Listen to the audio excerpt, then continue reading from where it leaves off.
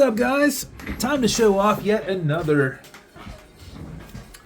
build. This one's done up a little bit different than the other ones I've done. This is a version 3 of the pilot dial that we do in radioactive style.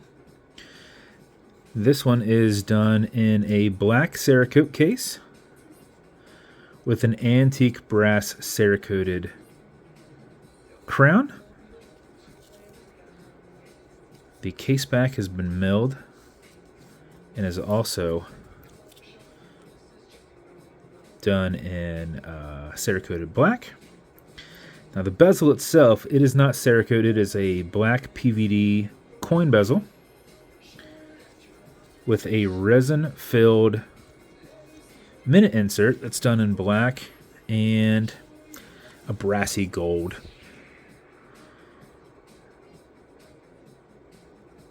Then the dial has been aged, and then I sanded it to expose what's on top. So lasered out everything, the background, so that all the accents, everything would be raised. And then we aged it, and then I sanded it. Basically put it in ager until the whole thing turned black.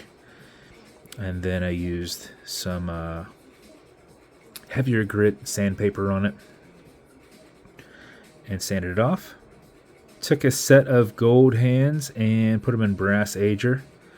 You get some nice kind of gold look in them, and a little bit of iridescence. But they're primarily in a brass and black to go with that dial. So a set of gold hands and a long limb seconds hand on a version 3 radioactive pilot.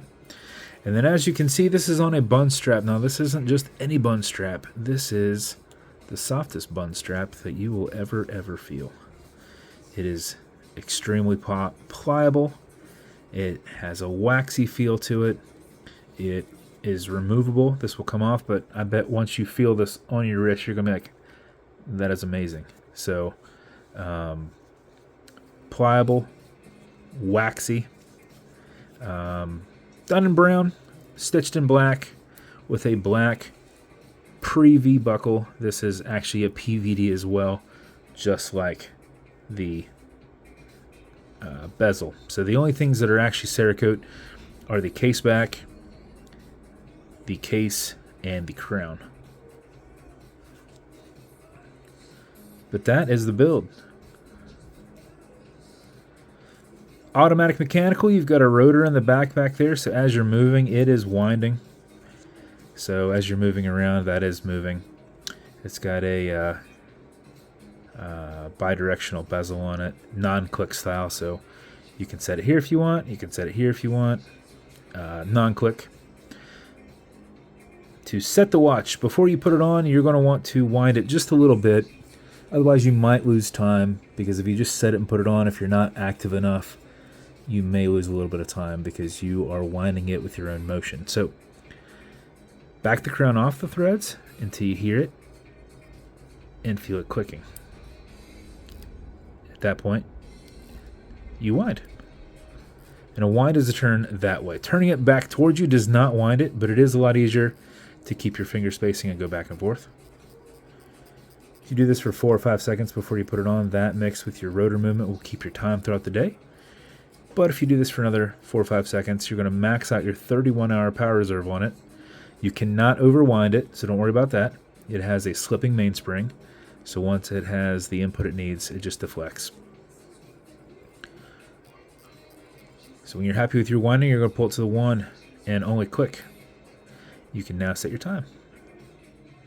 Does not have a hacking movement, so it will keep going. You'll also notice you have a wobble crown. This deflects lateral pressure from one end of the stem and into the movement, into the keyless works. So when you're pushing and prying on it, you're not putting any adverse pressures on anything. Okay, Google, what time is it? It's 3:07 p.m. 3:07 p.m. When you're good, you're going to push it over, get it out of that time setting. and then wind it down. That is your build. As with every build, you're going to get matching beads. Where are they, though? Oh, that's why I hadn't taken pictures yet. They're sitting over there. The wife has forgot to put them on there for me before the video. But they're going to just pretend they're here, and they look great. Like, super nice. There are beads, and they match. I'm sure they do match. Let's just look.